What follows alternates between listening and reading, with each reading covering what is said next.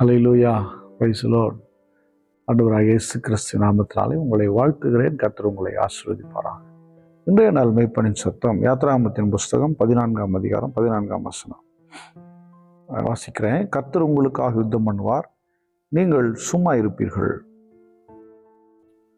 நிறைய நேரங்களில் பிரச்சனை, போராட்டம் வருது.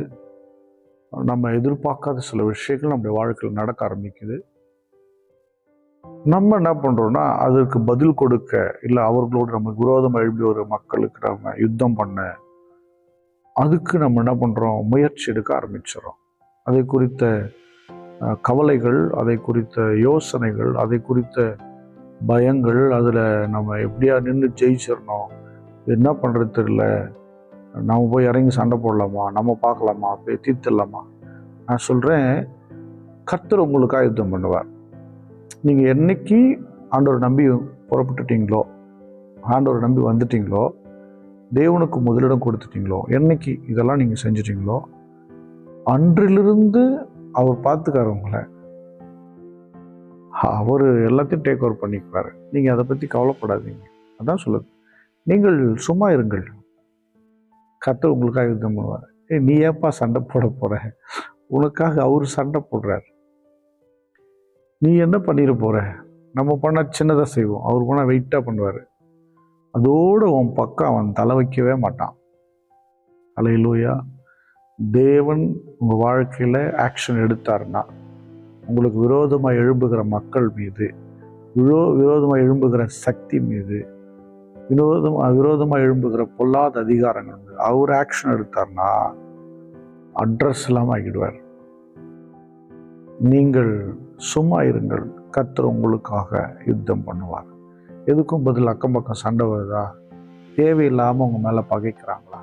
நீங்கள் தேவனுக்கு பயந்திருந்த போது அப்போதும் அவங்கள பகைக்கிறாங்களா? நீங்கள் எதுவுமே அவங்கள எதிர்க்காத போதும், சில சண்டையிடாத போதும், நீங்கள் அவங்கக்கிட்ட போய் தொல்லை கொடுக்காத போதும், நீங்கள் அமைதியாக உங்கள் வேலையை பார்த்துட்டு அவங்ககிட்ட பிரச்சனைக்கு வராங்களா?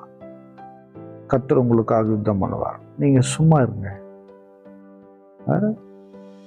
You don't father about that. அதை பற்றி நீங்கள் கவலைப்படாதீங்க.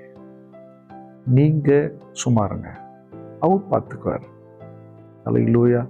ஏன் கவலைப்படுறீங்க? உங்கள் பிரச்சனையை ஓரம் வச்சுருங்க. அவர் தானே உங்களை கூப்பிட்டார், நம்பி தானே வந்தீங்க. நீங்கள் சும்மா இருங்கள், கர்த்தர் உங்களுக்காக யுத்தம் பண்ணுவார். நிறைய நேரம் நான் சில பேர் பேசுவாங்க, பின்னாடி பேசுவாங்க, அவமானப்படுத்துவாங்க, கேவலமாக பேசுவாங்க. அதெல்லாம் நான் காதிலே எடுத்துக்க மாட்டேன். சில நேரம் ஆதங்கமாக இருக்கும், இப்படிலாம் சொல்கிறாங்களேன்னு கோபம் வரும். ரொம்ப கோபமாக பேசுகிறோம், படன்னு பேசிடுவேன் சில நேராகவே. பட்டு ஆனால் வசனத்தை பார்த்த உடனே அமைதியாகிடும் மனசு. நம்ம சும்மா இருப்போம், கர்த்தர் யுத்தம் பண்ணுவார். அதனால் எதை குறித்தும் கலங்காதிருங்கள். ஸ்தோத்திரம் ஸ்தோத்திரம் ஸ்தோத்திரம். ஆண்டவரே, நாங்கள் நிறைய நேரம் நாங்கள் சண்டை போடுறதுக்கு ரெடி ஆகிடுறோம், நாங்கள் சரி பண்ணுறதுக்கு ரெடி ஆகிடுறோம், நாங்கள் மாற்றுறதுக்கு ரெடி ஆகிறோம்.